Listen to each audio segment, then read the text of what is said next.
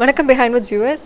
சீக்கிரமே ரிலீஸ் ஆக போகிற, அதாவது செப்டம்பர் 5th அன்றைக்கி ரிலீஸ் ஆக போகிற அமரகாவியம் படத்தோட ஹீரோ சத்யா நம்மளோட இருக்கார்.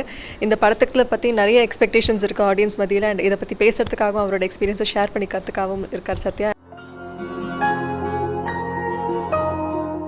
நான் உங்களை எப்பயாவது பார்த்தா உங்கள்கிட்ட ஒரு கேள்வி கேட்கணும்னு நினச்சிட்டே இருந்தேன். அதுக்கு முன்னாடி நான் ஆர்யாவை இன்டர்வியூ பண்ணியிருக்கேன். அப்போ நான் அவர்கிட்ட கேட்டேன், உங்கள் தம்பியும் இப்போ மூவிஸில் இருக்கார்.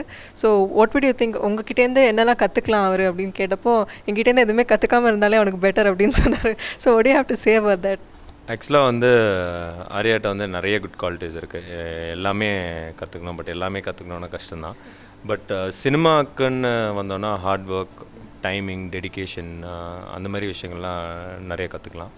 ஸோ அது மட்டும்தான் எனக்கு ஆக்டிங் சைட்லேருந்து நீ இது பண்ணு அப்படி பண்ணலாம் எதுவுமே எனக்கு சஜஷன்.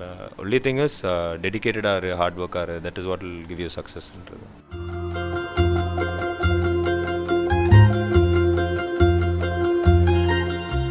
அமரகாவியம் அப்படின்ற ஸ்கிரிப்ட் உங்களுக்கு நரேட் பண்ணப்போ டிட் யூ எவர் ஃபீல் ஒரு மாதிரி ஒரு அப்ரிஹென்ஷன் இருந்ததா? இது ஒரு டோட்டலி ஒரு பெர்ஃபார்மன்ஸ் ஓரியன்ட் ரோல், கதையை நீங்களும் மியா அவங்க பெர்ஃபார்மன்ஸ் மூலமாக தான் தூக்கிட்டு போகணும். ஸோ ஒரு மாதிரி ஒரு பயம், நர்வஸ்னஸ் அந்த மாதிரி இருந்ததா? இல்லை, ஆக்சுவலாக அந்த பயம், நர்வஸ்னஸ் இல்லை. ஏன்னா நான் சினிமா நடிக்கணும்னு வந்ததே நடிக்கணும்னு ஆசைப்பட்டு தான். Not that I want to become a big star, பெரிய ஸ்டார் ஆகணும், கமர்ஷியல் ஃபிலிம் பண்ணணும் அப்படின்ற ஒரு ஆசையில் வரல. Maybe as it grows I will be thinking about that. But இப்போதைக்கு இந்த மாதிரி ஒரு ஆப்பர்ச்சுனிட்டி கிடைத்தது பெரிய லக். ஏன்னா எல்லாருக்குமே இந்த மாதிரி ஒரு வாய்ப்பு கிடைக்காது, இந்த மாதிரி ஒரு ஸ்கிரிப்ட் கிடைக்காது. ஏன்னா நான் ஆஸ் ஐ க்ரோ அப் இந்த காதல் கொண்டேன், 7G ரெயின்போ காலனி, காதல், இந்த மாதிரி படங்கள்லாம் பார்த்துட்டு பண்ணால் இந்த மாதிரி படம் பண்ணணும். ஏன்னா it's a film that won't leave out of heart for like so many years. நம்ம ஒரு காமெடி படம் பார்த்துடலாம், ஜாலியாக இருக்குது, நல்லா இருக்குது அப்படின்னு சொல்ல முடியும். பட் இந்த மாதிரி ஒரு விஷயம், இன்டென்ஸான ஒரு எமோஷ்னலான ஃபிலிம் எவ்வளோ வருஷம் கழிஞ்சாலும் you will relate back to it. And இந்த படம் ஒரு ஸ்பெஷலான ஒரு ஃபர்ஸ்ட் லவ் அப்படின்றது எவ்வளோ ஒரு ஸ்பெஷல் ஒரு ஆளோட வாழ்க்கையிலன்றதை பற்றி தான் அந்த கதை. ஸோ உங்களால் எவ்வளோ ரிலேட் பண்ண முடிஞ்சது? உங்களோட ஃபர்ஸ்ட் லவ் நாஸ்டால்ஜியாலாம் இருந்ததா? எல்லாருக்குமே ஃபர்ஸ்ட் லவ் எக்ஸ்பீரியன்ஸ் பண்ணியிருப்பாங்கன்னு நினைக்கிறேன். ஸோ ஆமாம், அந்த நாஸ்டாலஜிக் ஃபீலிங் இருந்துச்சு. ஃபிலிம் த்ரூ அவுட்டாகவே அந்த ஃபீல் இருந்துச்சு. நம்ம டீ கடையில் நின்று இப்போ சீன்ஸ் பண்ணும்போதோ, ஸ்கூல் ட்ரெஸ் போட்டு ஸ்கூலில் அந்த கலாட்டா பண்ணும்போதோ ரொம்ப ரிஃப்ரெஷிங்காக இருந்துச்சு. அட் த சேம் டைம் என்னென்னா, நான் பர்சனல் லைஃப்பில் அப்படிப்பட்ட ஒரு கேரக்டர் கிடையாது. ரொம்ப சட்டில் பர்ஃபார்மன்ஸ், ரொம்ப குவைட்டாக இருந்து போக தான் ஃபிலிமில் அந்த இன்டென்ஸாக அந்த கேரக்டர் மாறும். ஸோ அந்த கேரக்டர் ஜீவாவாக தான் எல்லாமே பார்க்க முடியும். அதுலேருந்து லைட்டாக வெளில வந்துட்டாலே எங்கள் director tension ஆகிடுவார்.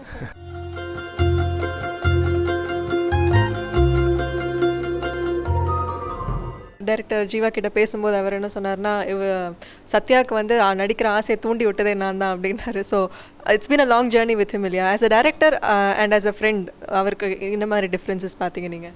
Is a friend of my brother actually. First வீட்டு பக்கத்துலேயே தான் இருப்போம். எப்படி சங்கர் பழக்கம்னா, வீட்டில் நிறைய டிவிடிஸ்லாம் வச்சுருப்பான். பள்ளிவாசல் போகும்போது அப்படியே அவன் வீட்டில் டிவிடிஸ்லாம் எடுத்துகிட்டு திருப்பி ஸோ அந்த மாதிரி ஒரு ரிலேஷன்ஷிப். அவன் எதாவது கதை பண்ணானா என்கிட்ட சொல்லுவான். ஸோ அந்த மாதிரி ஒரு ரிலேஷன்ஷிப். பட் டுடே இன்றைக்கி அவனோட ட்ரான்ஸ்ஃபர்மேஷன் பார்க்கும்போது இஸ் ரியலி ப்ரில்லியன்ட். என்னென்னா, he doesn't take anything to the head. ரொம்ப டிசிப்ளின்டான பர்சன் சங்கர். டெடிக்கேஷன் அதெல்லாம் சினிமாவில் இருந்தாலே இருக்கணும், அந்த மாதிரி விஷயங்கள்லாம். But discipline is very important. So is still today the same person. அன்றைக்கி பார்த்த சங்கர் தான் இன்றைக்கும். பட் என்னென்னா, மெச்சுவர்ட் ஆஸ் அ பர்சன் மோர். அவனோட திங்கிங் ப்ராசஸ்.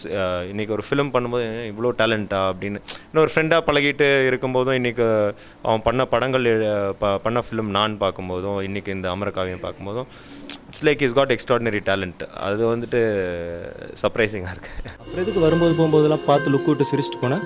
நான் உன்னை லவ் பண்ணுறேன், போதுமா? இந்த ஷூட்டிங் ரொம்ப ஒரு பியூட்டிஃபுல்லான லொக்கேஷன்ஸ் ஊட்டிலாம் எடுத்திருக்கீங்க. ஸோ அந்த டைமில் ஏதாவது ஒரு மெமரபிள் எக்ஸ்பீரியன்ஸ் அப்படின்னு அதை சொல்லுவீங்க? மெமரபிளானா, நான் தான் நிறைய கலாட்டா பண்ணேன். எல்லாருமே சீரியஸான பர்சன். இதுக்கு முன்னாடி பேசியிருந்ததே பார்த்துருப்பீங்க. எல்லாமே ரொம்ப சீரியஸாக பேசியிருப்பாங்க. ஸோ நான் எதாவது கலாட்டா பண்ணால் தான் உண்டு. இந்த ஃபாரஸ்ட்லலாம் ஷூட் பண்ணும்போது மியாவை எதாவது வம்பொழிச்சு எதாவது பயம்படுத்தி அந்த மாதிரி. உங்களோட ஃபேவரட் சாங், உங்களோட favourite track, beautiful sound track இந்த whole film? Mounam Pesum song, that's my favourite track அந்த ஃபிலிம். அண்ட் உங்களுக்கு this is a romantic film, so you're very comfortable working in the romance genre, இல்லை வேறு ஏதாவது ஜானர் கண்டிப்பாக try பண்ணணும் அந்த மாதிரிலாம் இருக்கீங்க? பசங்களோடய ஒர்க் பண்ணிட்டு இருந்தால் போர் அடிக்கும். ரொமான்ஸ் ஜானர் தான் இன்னும் பெட்டராக இருக்கும்.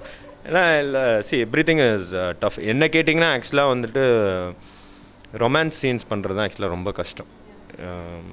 ஏன்னா ஒரு ஃபைட்டோ ஸ்டண்ட்டோ கோவமாக மறைச்சி பார்க்குறதோ அதெல்லாம் இயல்பாக வந்துடும். ஒரு சாமிங்காக இருக்கணுன்னா திடீர்னு அது எல்லாருக்குமே கஷ்டம்.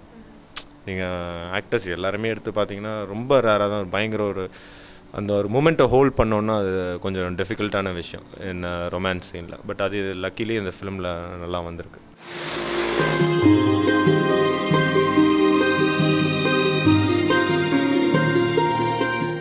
ஸோ உங்கள் பிரதரை வந்து நீங்கள் ஒரு ப்ரொடியூசராக பார்க்கும்போது என்ன மாதிரி டெரர்லாம் காமிச்சார் உங்கள்கிட்ட? அண்ணா வந்து ரொம்ப ஸ்வீட்டான பர்சன். அது வந்து பயங்கரமாக ட்ரான்ஸ்லேட் ஆகிருக்கும் ஃபிலிம்லே. எந்த ஒரு டிஸ்டர்பன்ஸுமே கிடையாது, ஒரு ப்ரெஷரே கிடையாது. ஒரு ஒரு ஒரு சின்ன young star cast, young team, எங்களுக்கு பண்ண வேண்டிய பட்ஜெட்டை மீறி ஒரு ஃபிலிம் பண்ணியிருக்கோம். ஏன்னா அது எல்லாமே கான்ஃபிடென்ஸ் தான். ஷங்கர் மேலே இருந்த கான்ஃபிடென்ஸ், ஸ்கிரிப்ட் மேலே இருந்த confidence. But as a producer I think is the best producer, sweetest producer. And as a brother is always been good. எல்லாமே நல்லா தான் இருக்கும். And we heard that Nayanthara வந்து உங்களுக்கு ஸ்பெஷல் கமெண்ட்ஸ்லாம் கொடுத்தாங்க, நல்ல ஃபீட்பேக்லாம் கொடுத்தாங்க. So what did Nayan have to say as well as what did Arya say after வாட்சிங் தி ஃபிலிம்?